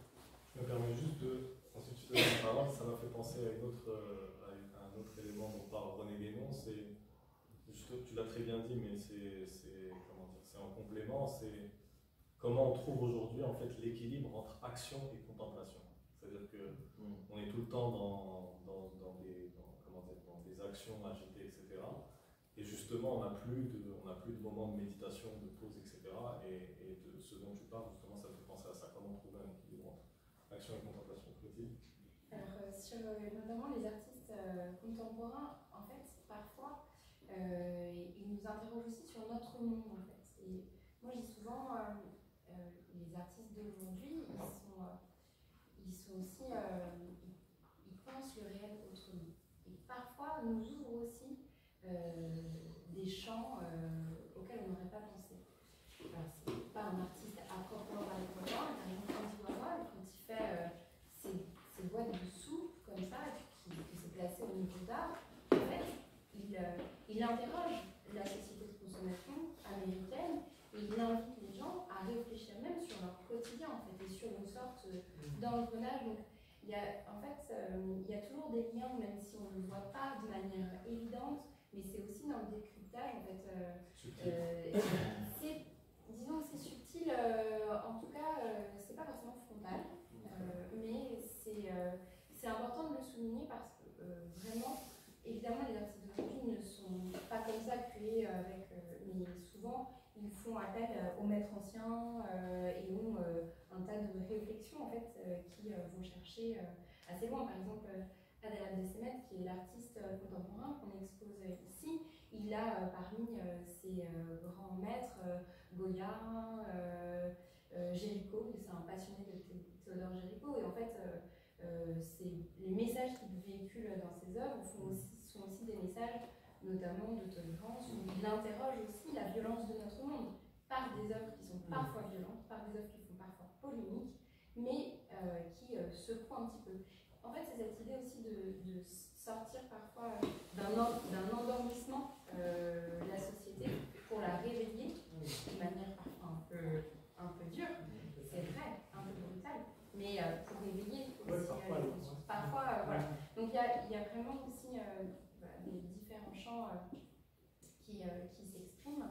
Et par exemple, nous, au passage, c'est vraiment cette attention à toute forme qui permettent d'éveiller, entre guillemets, les consciences, que ce soit des œuvres plus anciennes ou des œuvres plus contemporaines, avec toujours, on essaye pas tant de faire des discours sur les œuvres, parce que, voilà, mais plutôt, justement, de créer des liens, de créer des ponts, d'expliquer, de rendre compte de démarches d'artistes pour réussir à intéresser tous les publics. Donc voilà, c'est cette idée de réveil aussi. Il n'y a jamais.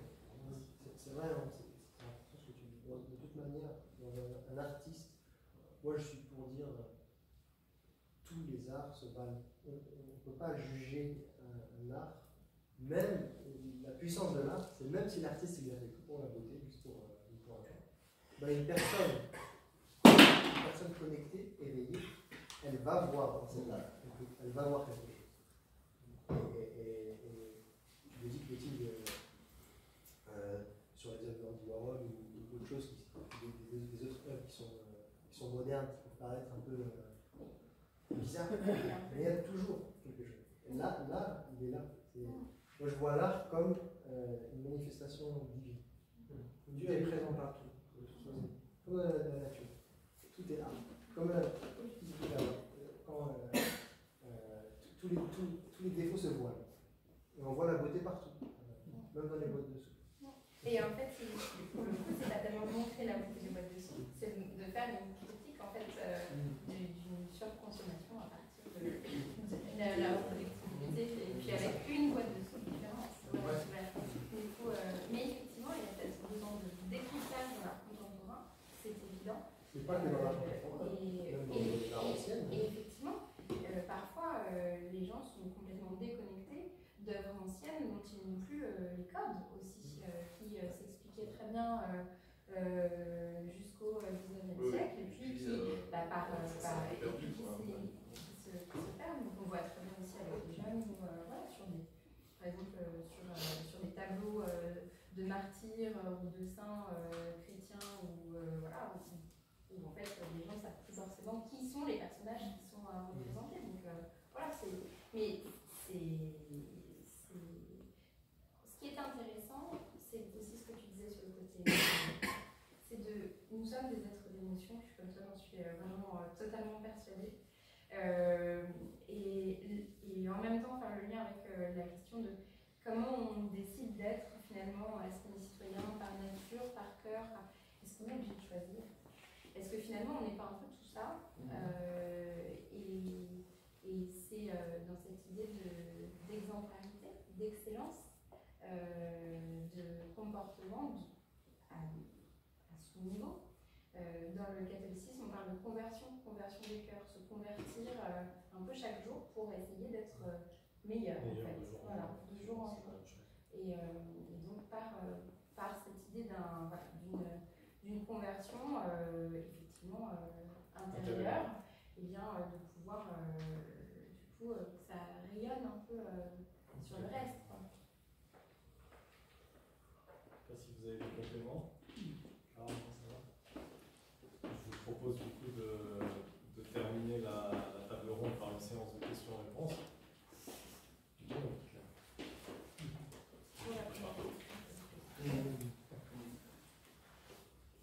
passer directement à la deuxième. Donc j'ai une deuxième question. Concernant l'art, est-ce que l'art est génératrice d'émotions, si j'ai bien compris ce qui a été dit? Comment est-ce qu'on peut créer le lien entre générer des émotions et comment ça peut nous servir pour être un meilleur citoyen? Je ne sais pas si ma question est claire. Comment est-ce qu'on peut, en fin de compte, prendre toutes les émotions qui sont transmises à partir d'un film, d'une musique, et en tirer parti pour être meilleur dans sa société?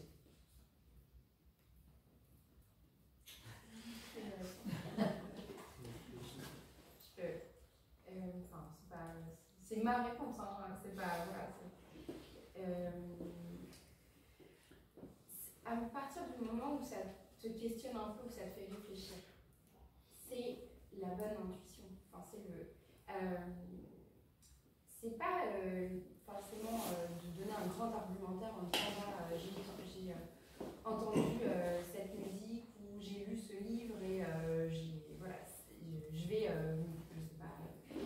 me convertir au zéro déchet parce que j'ai lu le livre sur le zéro déchet, ça m'a voilà, mais émotionnellement j'en ai pris plein.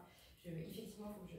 Mais par contre, peut-être que tu te dis tiens, quand même, je peux pas forcément changer du tout au tout, mais il y a des trucs qui me paraissent intéressants pour être mieux.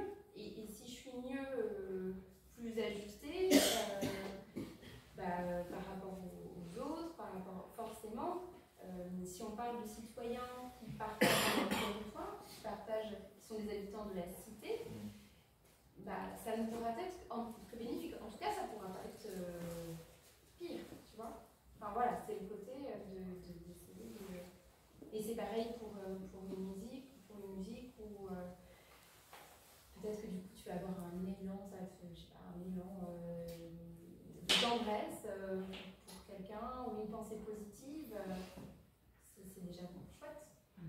Enfin, en tout cas, un élan de niveau, Oui, mais c'est intéressant parce qu'on peut dire qu'aucune œuvre d'art n'a jamais changé le monde, ça se saurait, mais que la beauté contenue, la beauté artistique ou esthétique contenue dans certaines choses nous aide à aller vers elle. Et quelque part aussi à aller vers nous-mêmes.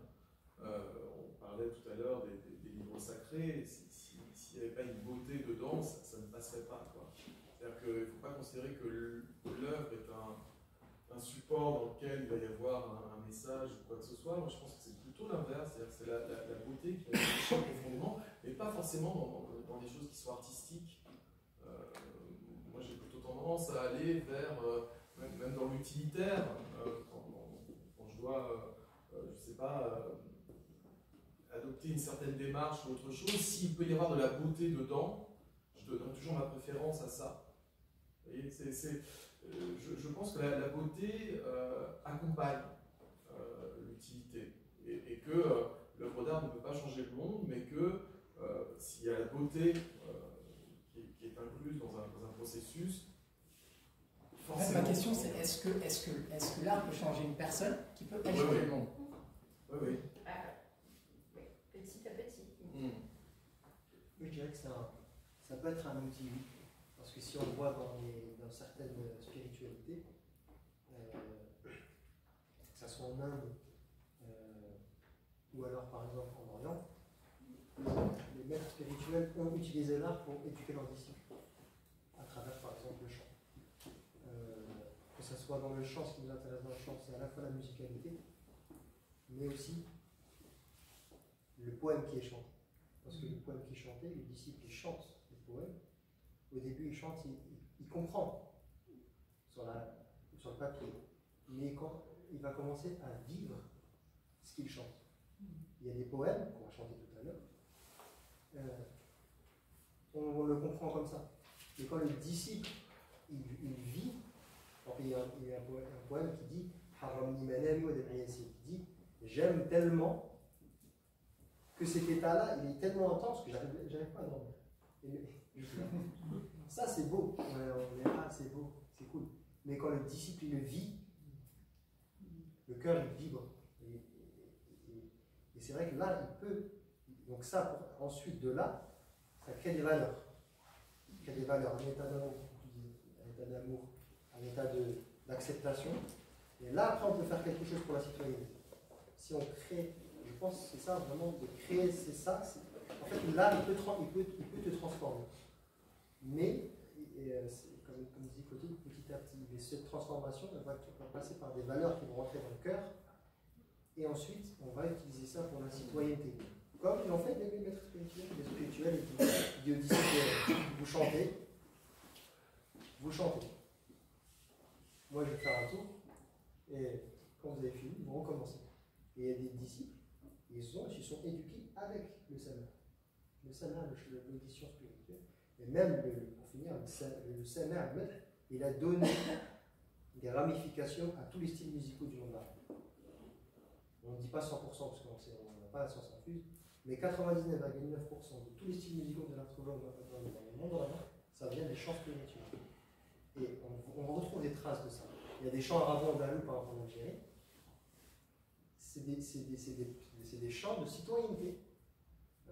Par exemple, il y a Ahmed Harachi, il est influencé par ça. Quand il écrit des paroles de citoyens. Il dit, ne mens pas, ton voisin, visite ton voisin qui est malade. Il y a quelque chose. Voilà, toute la jeunesse des années, par exemple, 70-2000, si on va par exemple à Alger, c'est un exemple parmi tant d'autres, mais si on va à Alger, ils vont dire, les anciens, ils vont te dire, on a grandi avec le Chabi, ça nous a éduqué le Chabi.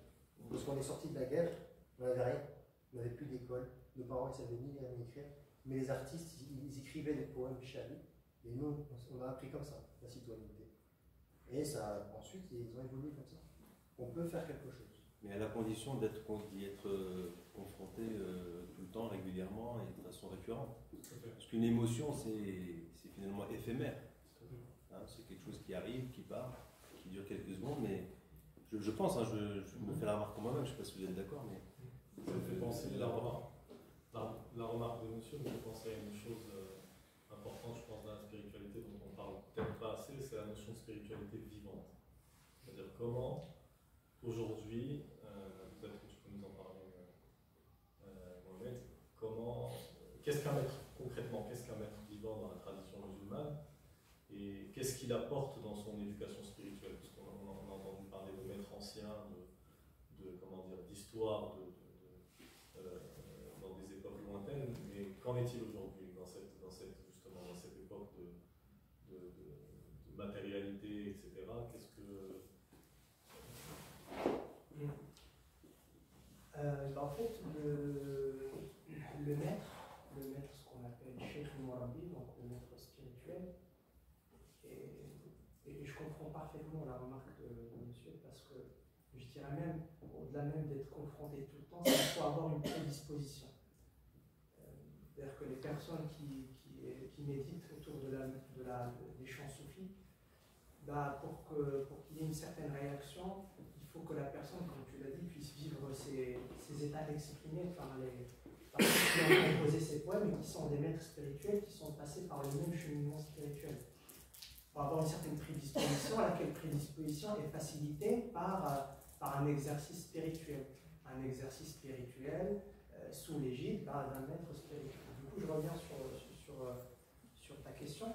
Alors, dans l'islam, le messager de l'islam, paix et salut sur lui, il a transmis deux types de sciences. Le mot transmission, il a tout son sens, son importance. Et du coup, par rapport à ce qu'on disait tout à l'heure, tradition, c'est pas par rapport à ancien et nouveau. Tradition, ça vient de tradition qui veut dire transmettre. C'est juste, c'est pas, il y a des choses maintenant qui sont traditionnelles, il y a des choses autrefois qui ne l'étaient pas. C'est pas par rapport à une époque. Donc, le prophète, paix et salut sur lui, a transmis. Il a transmis deux types de sciences. Donc, une science livresque, qu'on trouve par exemple dans le Coran, dans les hadiths qu'on rapporte, donc ces paroles qu'on rapporte qui se trouvent dans des recueils de hadiths. Donc, quand on dit hadith, ça veut dire parole du prophète ou acte du prophète. Et puis aussi, il a transmis une science du cœur, une science qui est plutôt gustative, qui se goûte et qui n'est pas écrite. Et le prophète, paix et salut sur lui, a dit c'est cela la science utile. Il a dit il y a deux types de sciences. Une science qui se trouve sur la langue du fils d'Adam, et c'est la preuve de l'Allah le jour du jugement, et une science dans le cœur, et c'est cela la science utile. Dit autrement, Allah le Très-Haut, il a exprimé autrement dans le Coran. Il a dit, je cite le verset en arabe pour le traduire, il a dit وَالَّذِي بَعَثَ فِي الْأُمِّيِّينَ رَسُولًا مِّنْهُمْ يَتْلُو عَلَيْهِمْ آيَاتِهِ وَيُعَلِّمُهُمُ الْكِتَابَ وَالْحِكْمَةَ وَيُزَكِّيهِمْ. Il a dit, c'est lui, Allah a dit, c'est lui qui a envoyé aux gens un des leurs, donc un homme, un des leurs, qui leur récite le livre et la sagesse, et qui les purifie. Il leur récite les versets d'Allah, il leur enseigne le livre et la sagesse, et il les purifie. Donc là, on retrouve les deux missions, les deux grandes missions prophétiques. Donc une mission qui consiste à transmettre la sagesse et une science livresque. Voilà, il a dit le livre et la sagesse. Puis une science qui est plus de l'ordre de l'expérience et qui est plus abstraite. Elle n'est pas matérielle. C'est une science gustative et c'est une science qui consiste à purifier, pour reprendre le terme coranique, ou ezakim. Une science qui consiste à purifier le cœur de toute personne qui vient chercher et demander cette science. Et du coup, comme on dit, après le décès du prophète, il y a forcément des gens qui ont hérité quelque chose du prophète, parce que sinon c'est injuste de dire ceux qui ont vécu avec le prophète ont pu bénéficier de son éducation, mais puis des générations futures, ultérieures, qui sont venues après le prophète. Et il y a eu ce qu'on appelle les savants. Dans la tradition musulmane, on dit que les savants sont les héritiers des prophètes.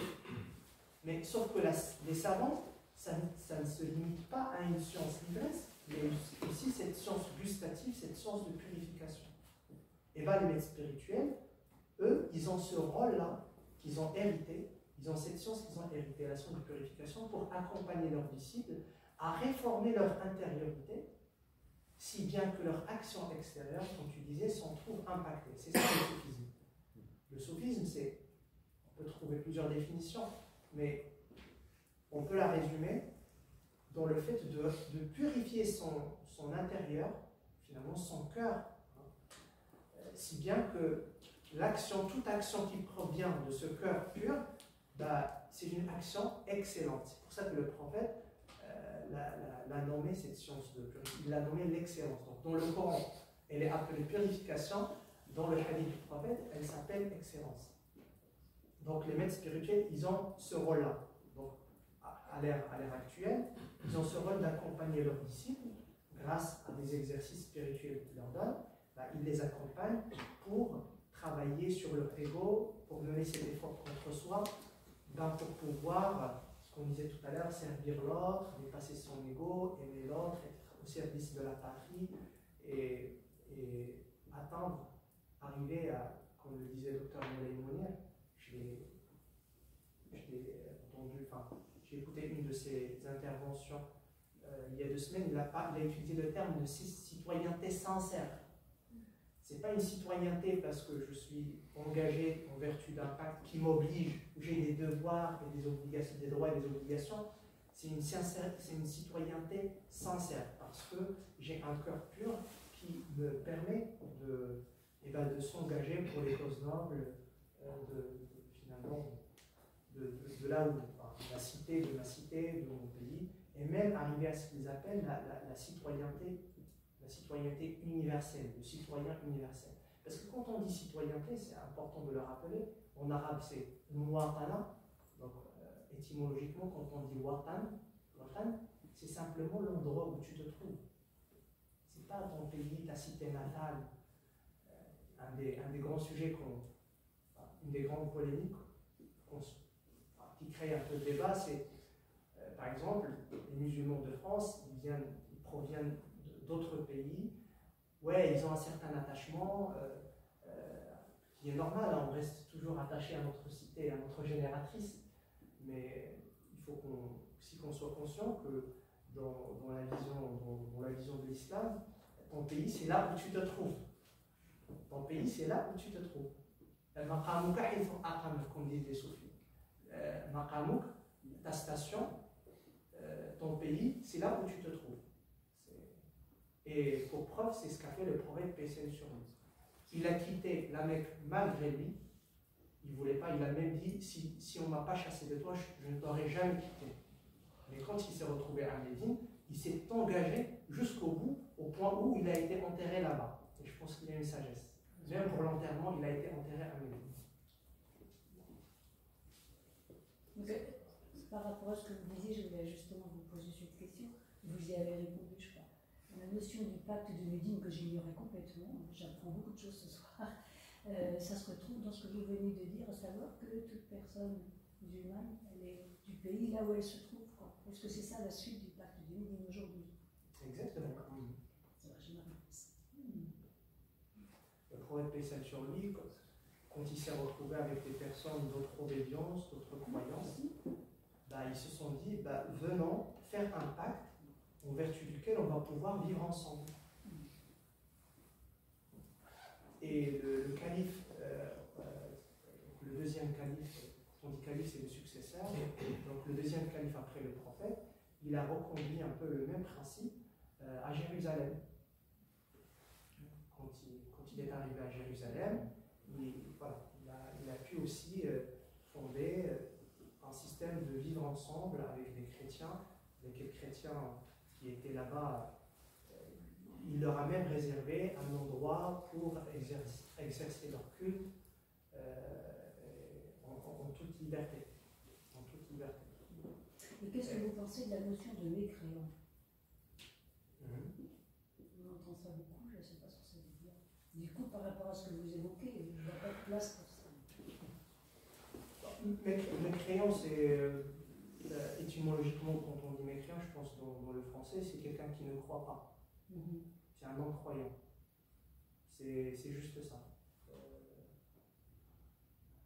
J'ai peut-être pas compris le sens de votre question. Si vous voulez, moi j'ai entendu ça des fois, mais d'une manière très générale, comme jugement de valeur de la part de certains pratiquants musulmans concernant les autres religions. Qu'est-ce que ça, est-ce que ça a de la place? Mais aussi chez les chrétiens, tu vois, en fait, c'est mauvais croyant. Et moi, j'ai déjà entendu ça de la part de catholiques, oui, c'est mécréant, tu vas pas à l'église, mécréant. Oui, c'est un jugement de valeur qui est très répandu. Il faut répondre aux grenouilles de bénitier, et puis là, ça se termine. Parce que je me rappelle les grenouilles de midi et puis d'autres de midi. Ah oui, c'est vrai, Les mécréants, les malcroyants. Oui, c'est ça. En fait, un des grands problèmes aussi, c'est en fait comment utiliser les mots et comment trouver les bons mots. Le Coran, il a été révélé aussi, encore une fois, selon une langue.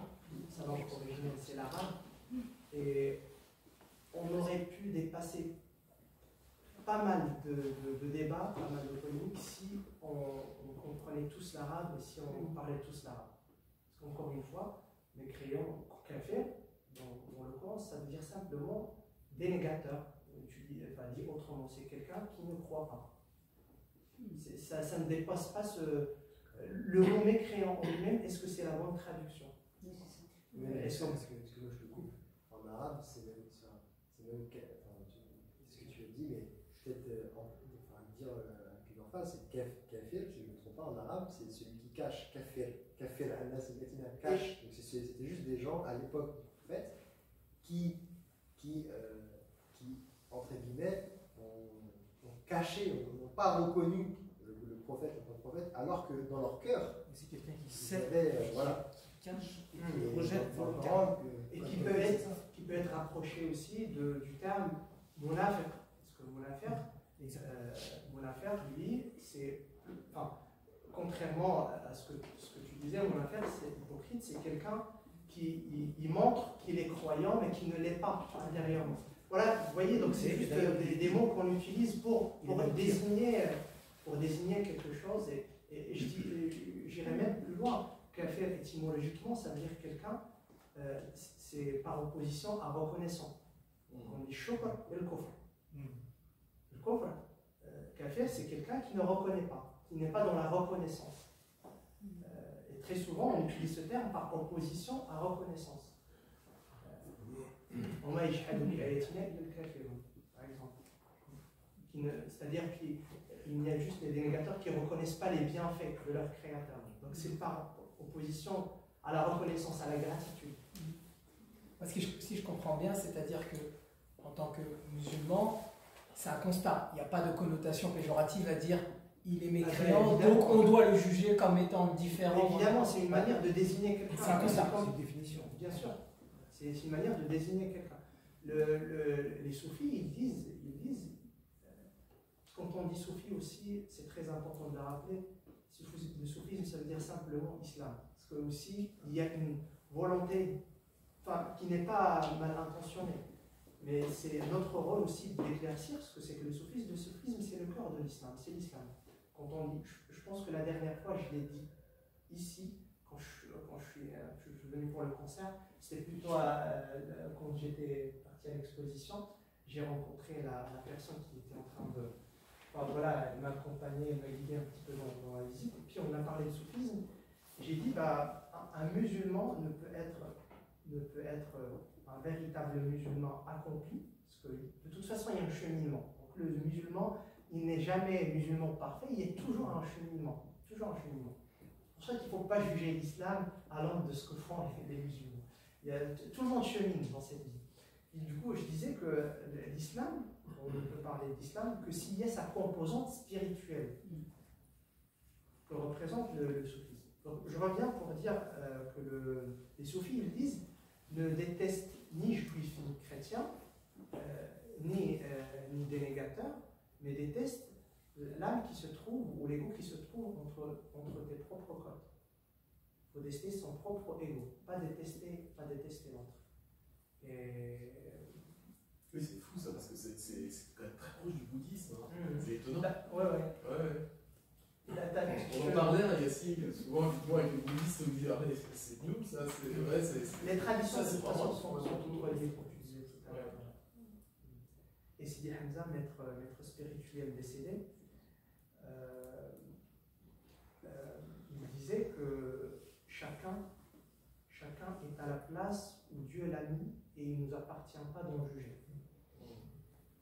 Quand vous voyez quelqu'un qui fait quelque chose, qui croit en quelque chose, il est là où Dieu l'a mis. Il y a une sagesse divine dans tout ce qui se passe dans le monde.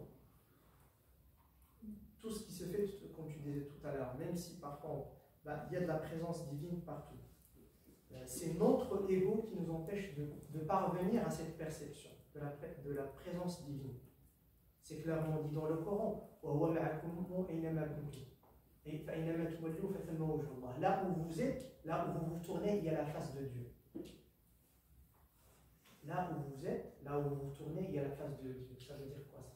Là, dès que vous rencontrez quelqu'un, en vérité, avec le discernement spirituel, avec les forces spirituelles, on ne verra plus la personne en elle-même, parviendra à percevoir la présence divine en elle. Et on ne peut pas ne pas respecter quelqu'un si on voit Dieu en lui. Donc il y a à la fois acceptation et transformation. Il faut accepter les choses parce que c'est Dieu, parce que c'est une part de Dieu, et en même temps on peut transformer les choses. Il faut commencer par transformer.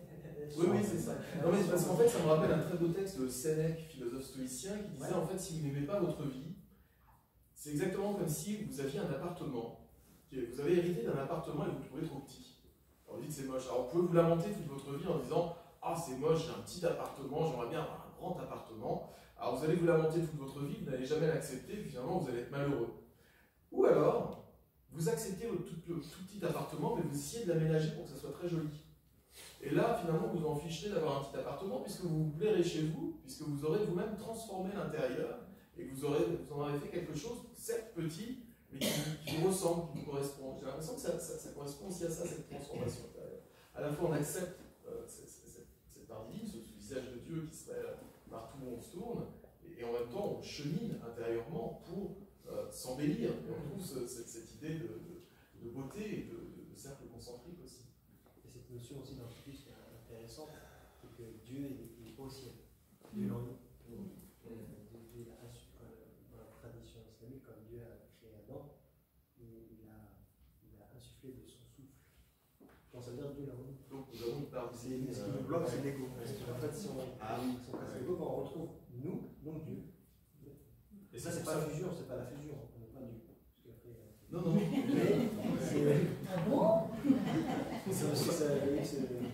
C'est très intéressant ce que tu dis, c'est pour ça que dans le lexique soufi, on entend souvent parler justement de insan al-bani, c'est un être humain qui est divin. Et cet état bani, c'est-à-dire cet état justement où la présence divine est très palpable en une personne, chez un saint par exemple. Un saint, c'est quoi un saint au final? Un maître spirituel, c'est quelqu'un qui s'est effacé, c'est-à-dire qui a effacé son ego et qui est en fait un canal de transmission entre la lumière divine et l'humanité, tout simplement. Donc c'est quelqu'un qui a annihilé, voilà, c'est le bon terme, qui a annihilé son ego, parce qu'on ne fait pas disparaître son ego, qui a annihilé son ego et par conséquent, il a cheminé, il a fait son chemin en fait, il est arrivé justement à cette annihilation, donc il connaît toutes les tendances et toutes les maladies de l'ego. Et c'est par le biais de cette connaissance, c'est pour ça qu'on parle. Justement, ce qui est intéressant, c'est les mots aussi, justement, vous utilisez tout à l'heure le mot de mécréant, etc. Mais à contrario, on a des mots qui sont très beaux et qui révèlent beaucoup de choses. Donc, vous avez cette notion de Rabbani, et en arabe, on parle aussi de Aïd Billah, qui veut dire connaissant en Dieu. C'est quelqu'un qui connaît Dieu. Voilà. Donc, c'est par le biais de cette connaissance qu'il transmet en fait son enseignement à des disciples, justement, donc, ce que tu disais, qui ont cette prédisposition spirituelle à aller vers l'amour de Dieu. Et je vais conclure par une parole qu'on retrouve dans le Coran et que les soufis justement citent souvent. Et c'est une parole qui dit Dieu a créé l'univers uniquement pour que les êtres humains l'adorent, mais en fait le summum de l'adoration c'est l'amour divin. Donc en fait le but ultime de toute la création au final, c'est d'aimer Dieu, et comment on aime Dieu, c'est en aimant les créatures. Voilà. Je vous remercie pour votre attention. Et passe du coup.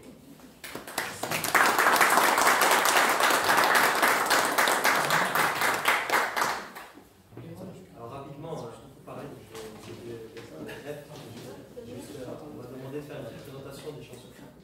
Alors justement, les chants soufis, c'est l'historique, c'est l'expression et l'expérience de tout ce qu'a dit tout à l'heure. Et toi sur des mots. En mots. Donc ça parle d'amour, ça parle d'expérience spirituelle, ça parle d'amour de Dieu, du monde du cosmos, ça parle d'état. Et tout ça, c'est agrémenté de musicalité diverses et variées à abondance. Je me permets simplement de rajouter que dans l'acte même de Samer, qui veut dire condition spirituelle, on l'a appelé comme ça Samer, qui veut dire condition, parce que du coup, il y a celui qui fait écouter, mais il y a aussi celui qui écoute, qui participe dans cet exercice spirituel. Donc, vous comme nous, nous, finalement, on participe à cet exercice spirituel et c'est très révélateur pour tout le monde, finalement, y participe.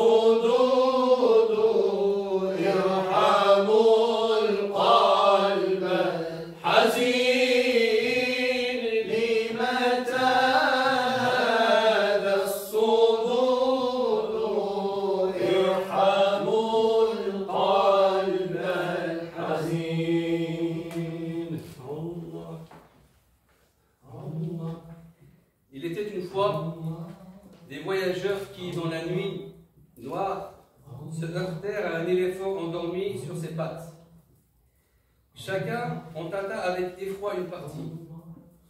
Sur ce, l'éléphant se réveilla et s'éloigna pacifiquement, toujours dans le noir de cette nuit sans lune.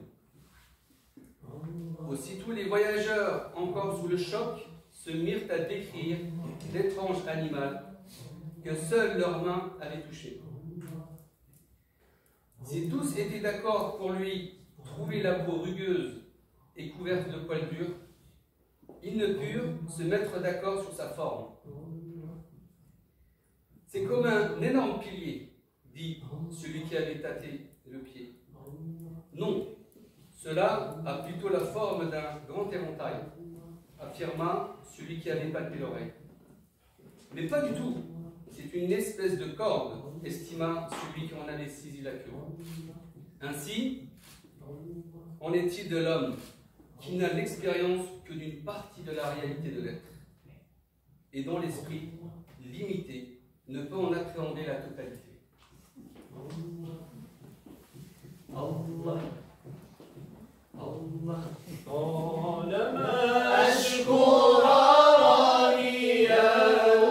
الجود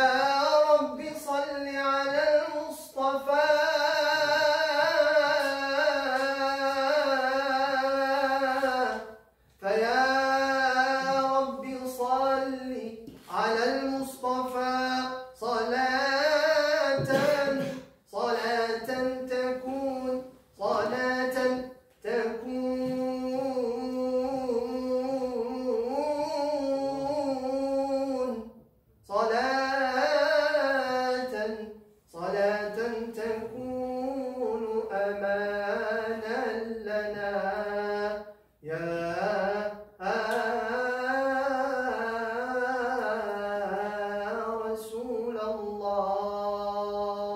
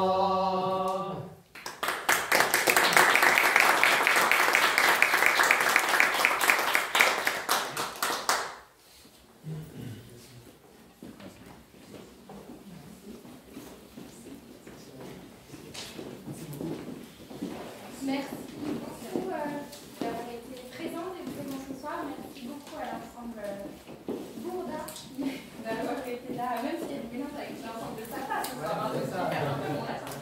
Mais voilà, merci beaucoup à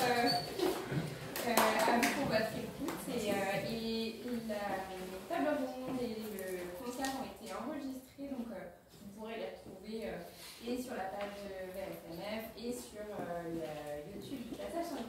Donc voilà, pour partager autour de vous. On peut applaudir Clotilde qui fait un travail.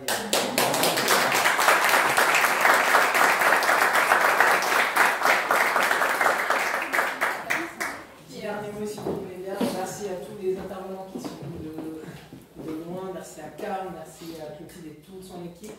L'un des petits mots, vous pouvez les retrouver sur Facebook VSMF, Ensemble Bourda, sur VSMF Nantes, et VSMF aussi, Valeurs Spiritualité Musulmane de France.